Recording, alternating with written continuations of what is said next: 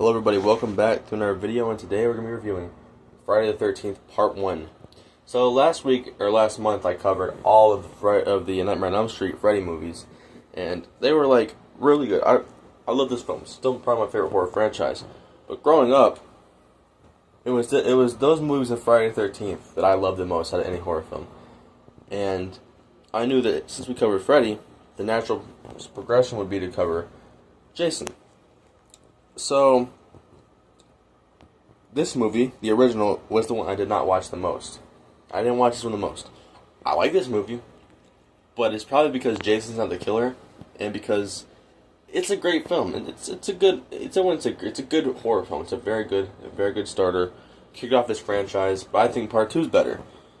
And I have some of my personal favorites, like Part 4, Part 6, and Part 3. So, which I'll be covering soon. But this movie has so much merit. It really has this summer vibe to it. These are movies you turn on during the summer because they feel the most. That's why I think when I'm reviewing them, I want to review them during July. Because this is kind of the peak of summer. I mean, you still got August, but it just feels like a natural thing to cover them in the month of July when summer camps are going on. Because that's what this whole franchise is at, a summer camp. Besides Part 8 and Part 9, a little bit of camp there. Jason X. Yeah, but they're summer movies in their DNA. These movies are. So the original was directed by Sean S. Cunningham, who a lot of people think has done some bad parts to the franchise, like he made Jason Goes to Hell, or didn't make it, but was a producer, because that's when he finally got back in the franchise, after he was missing from 2 through 7, or 2 through 8, and it's kind of ironic the best ones he wasn't on, with different directors. But I think he's a big reason why this franchise ever happened, so he still deserves credit for this. And Jason Goes to Hell is a weird movie, but it tried something new, so we'll talk about that then. But some of our best actors, Kevin Bacon started his career off here, and you know his infamous kill where he gets killed by the arrow by Pamela Voorhees after he's done having sex with Marcy halfway through the film. And then Adrienne King playing as Alice Hardy, our final girl of this franchise. Not the best, but still a really good character.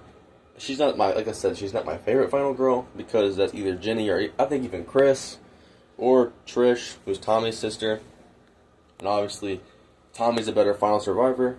And I mean, I think she's up there, maybe tied with Megan for one the 4th or 5th, 6th or something, a final girl in this franchise. But she does good for this film. She does a really good, you can tell she's scared because she finds her friends' bodies everywhere. That's the next part we're going to talk about, Tom Savini's effects. So, the MPA, I know they toned down a lot of the kills in this movie. They tortured this franchise a lot. They really put their hand in, toning down the gore in all these movies. I know Part 7 was the one that was hit the most by them. I think Part 7 or Part 8. But Part 1 still has some good gore, but it was toned down, from what I've heard. So, but the arrow kill is still one of the best. It was replicated 3-4 times in this whole franchise. And another good kill, I think, is Mrs. Voorhees' death herself, which we'll discuss when we get to the end of the movie, talking about the finale of this film.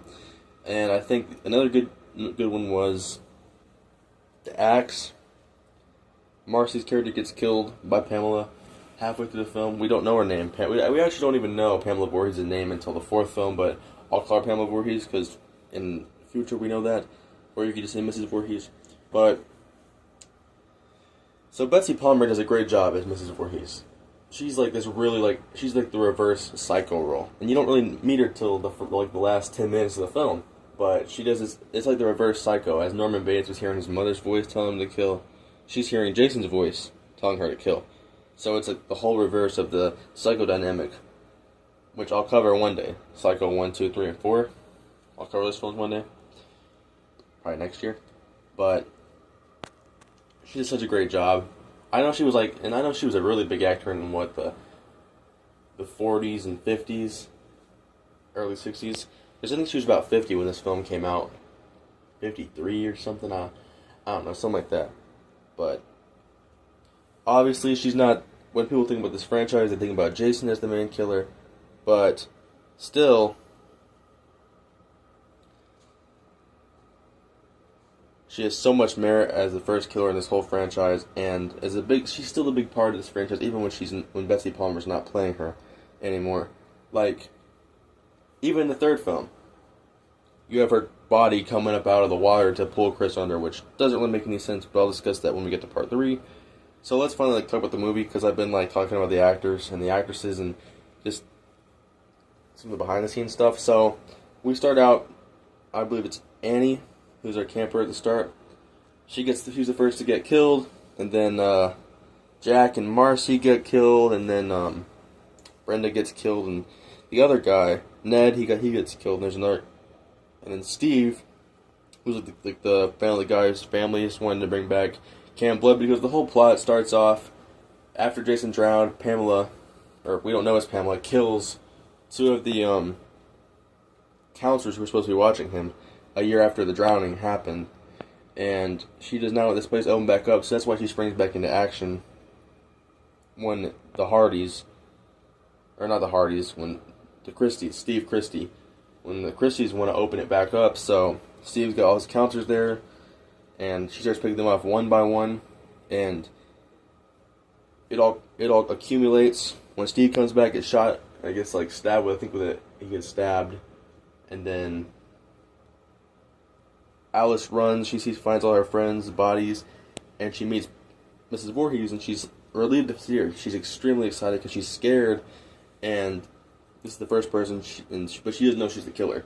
But she soon realizes that once Mrs. Voorhees won't take her to Steve, that and when she reveals the knife, our final, a little bit of a brawl between them starts. And Mrs. Voorhees gets beat up a lot, and then it accumulates on the sand whenever Alice decapitates Mrs. Voorhees. And this is the thing that springs the rest of this movies into action, because I think in this part 2, Jenny says that this is probably what made Jason go, and this is why he would want to be a killer if he's still out there. The only person he ever loved was his mother. She took care of him, and he's been out in the woods because it's revealed he survived the drowning. He didn't drown, but he washed up somewhere in the woods or something, and lived out like a hermit for all those years, being a hunter. And he sees his mother get decapitated, so that's why he goes for revenge at the beginning of part 2, and that's where he starts defending Camp Crystal Lake, his territory. And this is how all these movies start to happen. This one event launches the franchise, and we gotta talk about the ending though, the final part. One of the greatest jump scares in horror history. Alice is on the sound design. One last thing, Harry Manfredini did the soundtrack for these movies. It's one of the greatest in horror. I know I've been saying horror, interchangeable, but he's one to the sound effect that in the films, and all the opening themes and the music, really good eerie. He's a great composer, great soundtrack. I wouldn't say it rivals the first Halloween, but it's iconic. And so this really happy, upbeat music starts to play as she gets in the canoe. She thinks she survived the killer. She's out there drifting, and she's sees the cops pull up, and then all of a sudden, Jason, the drowned boy, jumps out of the water and pulls her under. And it's one of the biggest jump scares in horror because you don't see it coming at all, and it's not played for shock. It's there. Well, I mean, it's not played for shock with how it is in The Conjurings. It is great. No one would see it coming. I cannot imagine the feeling most people got when they saw it the first time. I know when I saw it the first time, I jumped myself, and it doesn't shock me, but I still get that feeling, even nowadays. But, then she wakes up out of the water, and they're like, we never found a boy. So, it's led up that she dreams. And we find out that she was dreaming in part 2 since he survived, but great ending, great film. It's very low budget, but what a success, because this movie did good, coming off the Halloween craze. And most people would say this is a ripoff of Halloween. It started off that way, but I think it got its own identity as more of a sleazy slasher, gorier version of Halloween before the Halloween movies started doing kind of more Halloween 2 was more gory, kind of followed the gore of Friday the 13th Part 1. But so time to rate this movie. So Friday the 13th Part 1, I'm gonna rate it a, let's see, a 7. A 7.5 out of 10. Coming close to an 8. It's a good film, it's a great opener, but it's not the best of the franchise. And the best is yet to come. And next episode, we'll meet Jason for the first time. So I'll see you then. We already met him, but in like actual human form, we'll see him then. I love you guys. Take care. Stay blessed. Thank you guys for watching, as always. Welcome back to another video, and today we're going to be talking about Friday the 13th, Part 2. So this film came out a year after the last one, and our director this time around will direct another film in this franchise, and whenever I get around to covering the Halloween franchise, he directed H2O. Steve Miner is the director of Part 2 and Part 3 of the Friday the 13th movies, which Part 2 is a lot of people's favorites because it has the best final girl in this series. I think that my personal favorite is probably Part 6. I'd say Part 2 is number 3 or 4 in my rankings. It's went up a lot. It used to be like 4 or 5, but I'd say that it just went up above Part 3. So, talking about Part 2. So, the first movie influenced a lot of horror films, like Halloween 2, because the first film was a lot more gory, a little more sleazier. There was nudity in Halloween 1, but 2 kind of cranks it up some. And the gore is a lot bigger in Halloween 2. So this film was riding off like the success of the first film. And this film does everything the first film did, but better. I like the characters more. I think Paul and Ginny are great characters. I like the other characters. I believe Mark is the guy in the... If I get the guy in the wheelchair's name wrong, I think it's Mark. He gets the machete to the face kill, which is probably one of the more iconic ones of this franchise. When he goes sliding down the stairs, the wheelchair goes bouncing down each set of stairs. It goes on for a long time. And so let's talk about Jason's appearance in this film. So we all know Jason's appearance in every other film in this franchise besides the first two. It's the hockey mask. This movie did not have that yet. This film has the sackhead Jason, which I know a lot of people say is very similar to The Town That Dreaded Sundown, which came out in the 70s. That film did. So basically the whole design is overalls, plaid shirt, bag over the head, like a sack over the head with a tiny eye hole cut out of it. Compared to the rest, it's pretty goofy looking, but it kind of fits this movie more because he's more of a human. Because the whole series goes that the first 3 or the first 4, he's human. We don't see him in the first film, and it's pretty much assumed that it was a dream at the end of the first, so we don't see him until this film. So I think it goes 2, 3, and 4. He's human.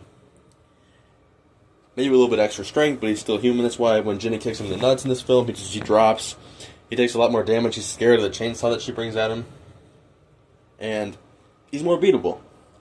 And then 6 through the rest of the films before the remake, he's a zombie, or not a zombie, but like an undead killer who comes back by the lightning. So that's when you get the more Jason that's unstoppable, teleports and stuff like that. So he's still a man in this film. So some of the kills that are pretty big from this movie. There's the claw, where the cop is investigating, or the sheriff. Is he a sheriff? I think he's either a security guard or he's one officer or something. He's investigating the shed, and he gets the back of a hammer to his head because he's investigating Jason's shed. And we kind of start to learn Jason's pretty territorial. And I believe there was 2 actors who played Jason in this film. Also, there's the character of Terry, who she gets killed by it's not shown on screen. We see her in the shed later on. She's just laying there. So I don't know if he just broke her neck or strangled her or something. More than likely he strangled her to death. But there's the perp Scott that he slits his throat with the backside of a machete, I think. And because he's hanging upside down. Now Tom Savini didn't do the effects for this film, which is why I think the gore isn't as good. There's the twofer, which you probably know. There's behind the scenes stuff about that one. They couldn't show any nudity because one of the actresses was underage. and that's why he doesn't show anything. And that's one of the more iconic kills from this movie. Jason uses his spear and goes to both of them. And let's talk about Jenny. So Jenny is the final girl in this film. I think she's top 3 for me. I do think Chris is my favorite, and then Trish, and then Jenny, but objectively, I say that word a lot, Jenny is the best of this franchise. She puts on the biggest fight versus Jason, and she's the one who, when she's talking to Paul and Paul's friend at the bar, she's like, talking about his psychology, how you have to kind of feel bad for him because, you know, he never had anybody besides his mother, and when he came out of the woods and saw his mother get decapitated, because I think I said in the first film, but this one reveals that Jason never drowned. He just washed up on shore somewhere and like lived out in the wild until like the beginning of the first film when he saw Pamela get decapitated. So he saw his mother get killed. Then he becomes territorial, starts defending Crystal Lake, killing anybody who goes there. And this film takes place, I believe, 5 years after that movie. Although I believe the opening, where he kills Alice from the first film with a ice pick, takes place a couple months after the first film, so like 2 months after or something. So Jenny, she's a psychologist, so she towards the end of the film, after she's ran from Jason, attacked him, and Paul attacks him, she makes it Jason's shed. She gets the idea, she sees Pamela's decapitated head, because Jason made a kind of shrine out of it, of the head and the sweater. She puts on the sweater, and then plays the role of Jason's mother. Starts talking to him, and Jason's fooled by it. He thinks his mother's right there, so she's using this to her advantage. And then she brings down, she's about to strike him with a machete. He sees the head, though, snaps out of it, cuts her in the leg with a pickaxe. Paul attacks him, and when he's fighting Paul, Jenny finally gets the machete and brings it down his shoulder. And towards the end of this film, we see Jason jump to the window at Jenny, which is like the last minute jump scare that they were doing for the first 3 films of this franchise. Brings it, jumps out at her, and we see his face. He's like long, unkempt hair, patchy beard.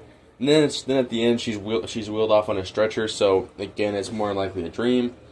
And I say it is probably a dream because in the third film we kind of find out something that would make him having long hair kind of be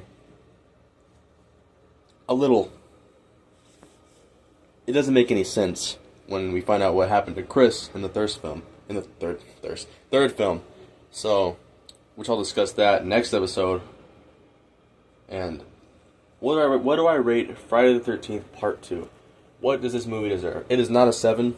It is better than a 7. It is better than the original. So, I'm a big fan of these movies, so I'm going to give it an 8.9 out of 10. Which will be what I probably give Part 3 too. Or give that one an 8.8, because I like that movie too a lot. It was probably my favorite growing when I was younger, watching these movies.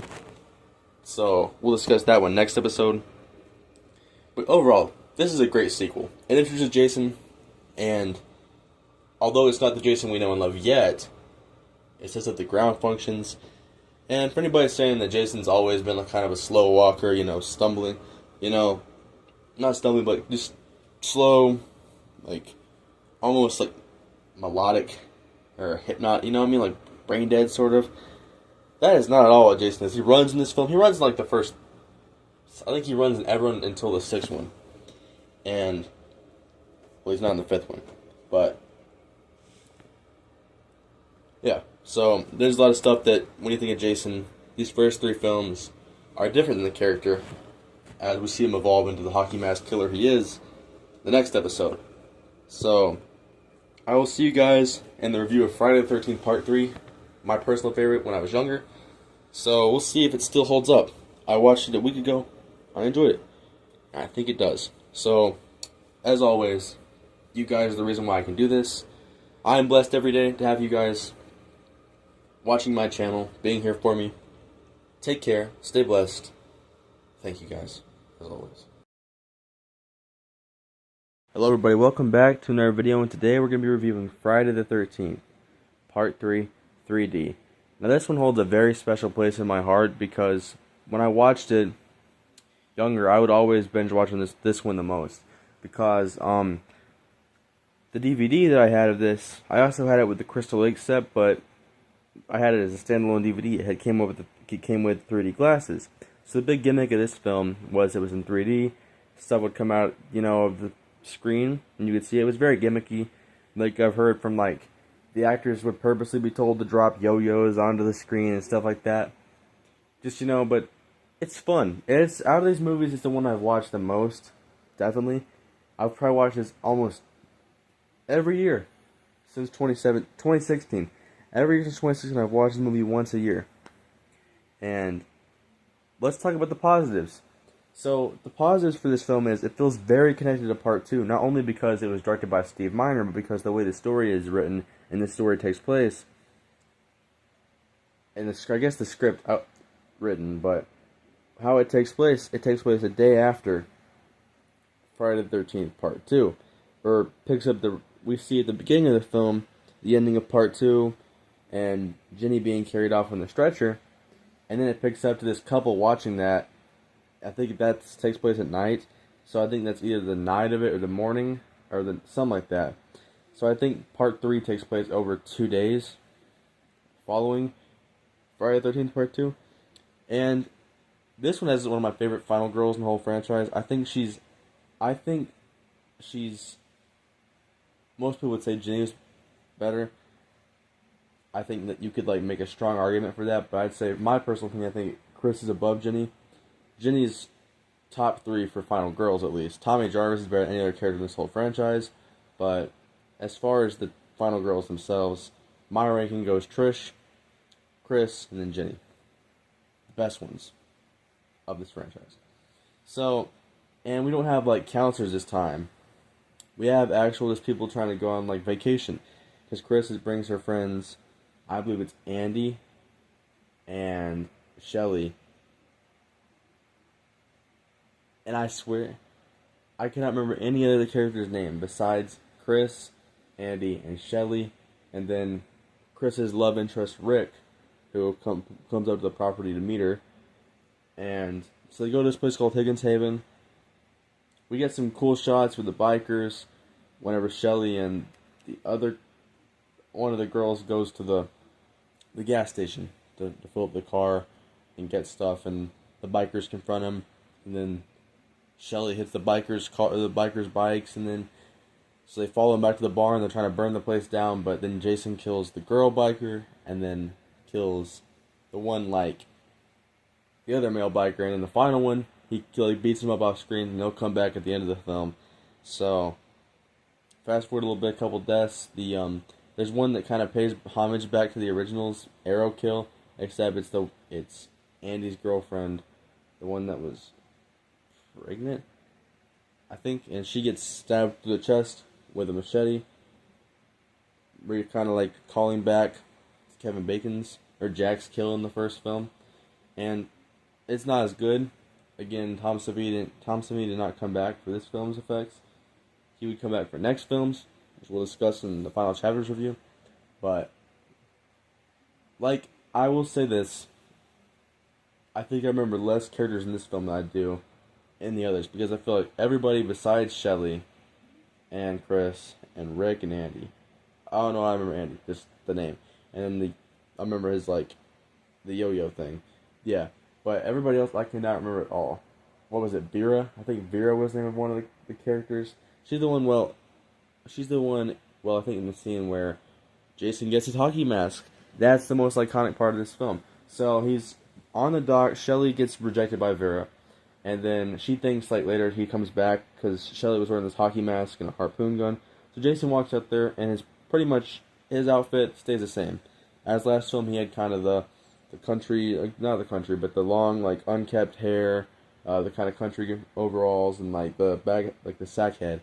And this time, bald, green button-up shirt, blue jeans, the hockey mask itself.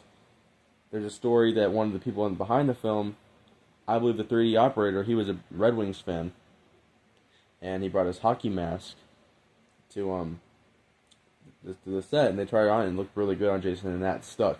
To think that if he would not have been in that day, or he may not have been a part of this film, then we never would have got the Jason we know and love, the iconic Jason. So he kills Vera by shooting her in the eye with a harpoon gun. Pretty gnarly death, one of like the more iconic ones of this film. And Rick is probably, he gets the one that you think of the most, where his head's crushed and his eye pops. Yeah, that was big for the 3D. It's kind of cheesy looking, but it's still really cool. Like, really good for 83. I can imagine, or not 83, 82. This because the movie came out in 1982, a year after Part 2. So, then we get our final girl circuit. Chris discovers her friends, and Jason, well, we do find out some. I was going to mention last episode how the whole, like, long-haired, unkept Jason is probably not what he actually looked like, because that would contradict what Chris claims happened to her. She says that when she was there with her family, she got attacked by Jason, by this bald guy. And that's basically Jason's appearance in this movie. And that's what it was like a year before this film. So it doesn't make any sense that he would look like that in 81 or 84, whenever this movie, I think, takes place in 84. So he would look like that. He would not look like that in 83. And then change to like the long-haired look in 84. Then back to his look from 83. This doesn't make much sense. So that's more likely a dream. So, and then Jason's death happens. Or not death, like knockout, but, don't know how he came back from it, because at this point he's just a human that's really strong. He could have, because basically after he's killed Ali, the biker from earlier, Ali, the one that he knocked out earlier, beat up, when Ali comes back to try to fight Jason slices his hand off, and he's going hacking at him. Chris picks up the axe and drives into his skull, and then we get that gives him his iconic hockey mask, Slash. And, he's down. She goes to this canoe, rests, almost like the ending of the first film. It basically is. And then when she's out there, she sees Jason, like, back up, and he's running at her, and then all of a sudden, the moldy corpse of Mrs. Voorhees jumps up from the water and pulls her down into the water. And that would make zero sense, because I don't believe Chris even knew who Pamela Voorhees was, so it wouldn't make sense she was dreaming about it. So it's a weird ending. I still love this film. I think it's got so much merit. It's a fun summer film. The 3D makes it a little campy, but it's. I know some fans of the franchise hate this one. I wouldn't say many, but I've heard some that dislike it. I love it. I think Chris is a great final girl. Like I said, I think Jason's actor, Richard Brooker, who unfortunately passed away about 12 years ago, rest in peace, he does great. He's not my favorite portrayal of Jason, but he really starts to set up Jason as, like, what you think of Jason. Now, Ted White, who does in the final chapter, is my favorite actor for Jason. Him or Kane Hodder, because Kane Hodder is basically Jason. 4 films he stars in, which we'll talk about later on this week. But overall, this movie is a fun time. I recommend it to anybody, especially Friday the 13th fans. If I'm recommending you films to get into, if there is one Friday the 13th film I would tell you to watch, if you never saw the franchise before, probably Final Chapter. But if there was like 3 or 4, this is definitely one of those I'd recommend you to watch. And it just set up what we know as Jason to come, and it's a big deal in the franchise. Sets a lot of things in motion, and next episode we'll see how Jason dies. This whole trilogy of films that took place in the same weekend or the same 5 days space. He's gonna die next episode in the final chapter, but it turns out that was not the final chapter, because we have a bunch of more movies to get through. And I'm very excited to talk about next episode. Corey Feldman in it. Great film. Probably the one I think about the most when I think about this franchise. But until then, what I rate this film? I think it's on the par of Part 2. I'd say it's an 8.9. 8.9 out of 10. Part 4 is going to get a great rating. I'll see you then. As always, stay blessed. I love you guys. Take care. Welcome back to another video, and today we're going to be reviewing Friday the 13th, Part 4, the final chapter. This one, out of the first 4 films, is my favorite. It's probably my top. It's my second favorite or third favorite in the whole franchise. I think Jason Lives is still my favorite, which we'll be discussing in 2 episodes. But let's talk about Part 4. So Paramount, for some reason, even though the money was coming in good, they wanted to kill the franchise off. I guess because they didn't really like where it was going, this like how sleazy it was and how people were like calling the movies trash and things like that. In the 80s, horror films got it done bad by the movie critics. They still get done bad by the critics nowadays, but they were even worse back then. So I guess Paramount wanted to separate themselves from the franchise and kill it off. Well, you look at that. A year later, they make Friday the 13th Part 5 A New Beginning after this one, so it wasn't really the final chapter. But even years after, they've not tried to like add a Part 4 to it. So this one is just, I call it Part 4, but the original title was Friday the 13th The Final Chapter. So this movie has a lot going for it though, because the characters, they're very memorable. You got Ted, you got Jimmy, those sweet dance moves, and Corey Feldman playing Tommy. And Tommy, over the next 3 films, will be like our central protagonist over the next 3. Ted White is another great thing going for this film. Plays a very aggressive Jason, and there's even stuff where he said on set he didn't really like Corey Feldman at all. He kind of hated him, so he channeled that disdain to play a more aggressive Jason when he was going after him. And compared to Richard Brooker was a great actor as Jason. He's a great actor too, in general, but Ted White just plays this more fast-paced, aggressive version. And let's just talk about the beginning of the film. This movie starts the same day that Part 3 ended, or the night of Part 3 ending, where the police, they find Jason's body in the barn. So that night they send him out to the hospital. He's put in the morgue, and we meet Axel, a very pervy mortician.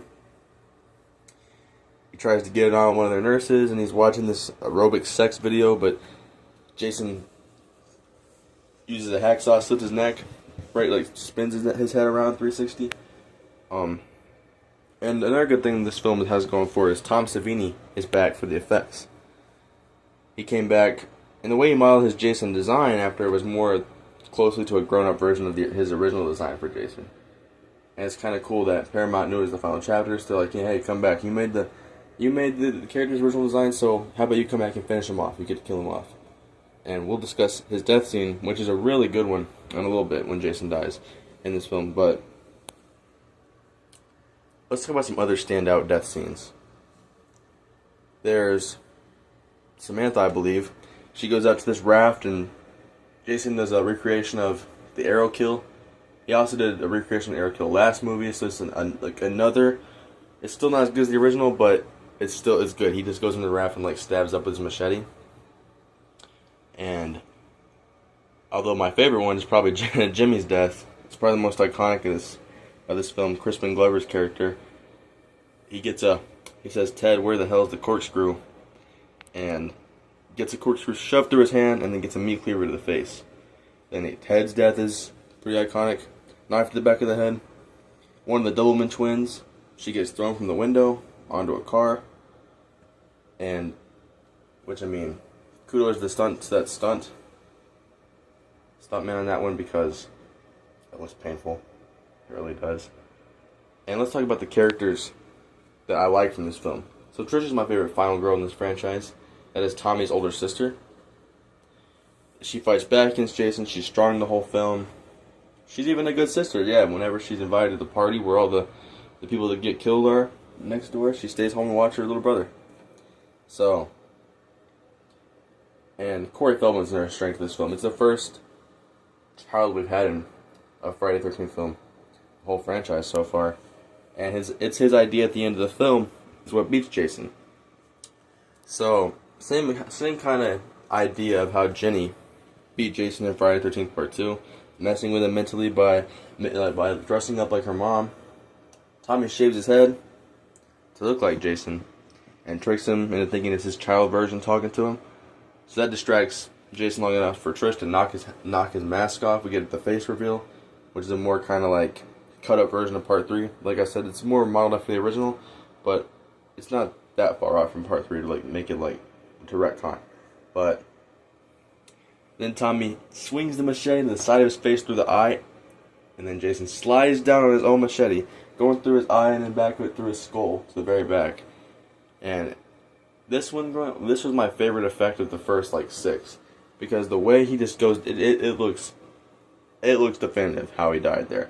But, you know, Tommy, he pulls the machete out and hacks at him, off camera, screaming "die," and then puts Jason down for good, at least until he goes in part six and, you know, sticks a metal rod or a fence post for the graveyard into him.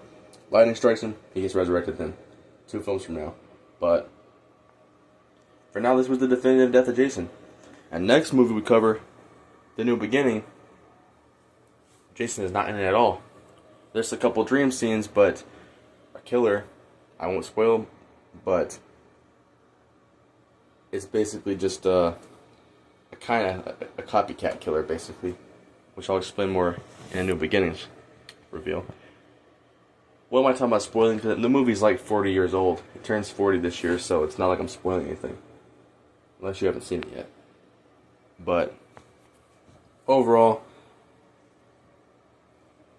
the director Zito, he did a great job with this one. The actors and actresses, more notable, Jason's actor Ted White, rest in peace. Great. It's the whole crew gave it their all for this final chapter. And this is the most definitive favorite Friday the 13th for most people.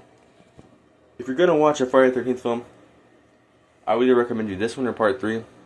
But then in the end, it'd have to be this one. This one does what part 3 did good, but does it a whole lot better. More memorable characters, better effects, better Jason. Even though Richard Brooker, great Jason, I think Ted White's still a little bit better. Overall, it is the quintessential Friday the 13th film that I recommend anybody who loves this series go watch. Because I've been excited for this one, because besides part 3, I'd say I watched this one the most when I had the box set. And I still get excited when I see it on TV. So, what would I rate it? This shouldn't even be a question. It's a 10. It is a 10 out of 10. No doubt about it. Out of the series Friday the 13th films, because basically Jason Lives as a comedy, sort of horror comedy kind of thing. It's not a straightforward horror film. So, by straightforward standards, the final chapter is the best in the franchise. And it deserves that rating. So, what I say, go check it. Stay blessed. Take care. I love you guys. And I'll see you in the next one. Friday the 13th, part 5. New Beginning.